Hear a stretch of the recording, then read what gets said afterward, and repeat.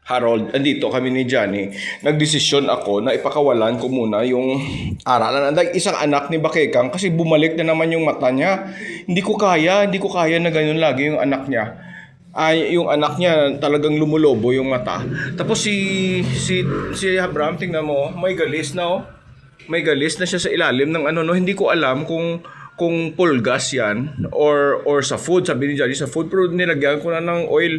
Mamamatay to si Abraham pag hindi to na ano, pag dito lang yan na ano. So pakawalan ko, and I was even thinking si Cutie masyado siyang kasi active na malaki. It's better he's out because people will, buti nga para kakalat yung lahi ni Abraham. So maiiwan dito si Abraham na lang at saka si Bakekang because she's on the way.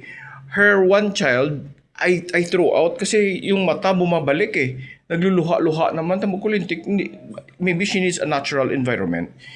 And then this other cat, ito yung natira ng anak nila ni Bakekang at saka ni Abraham. So dito lang siya muna.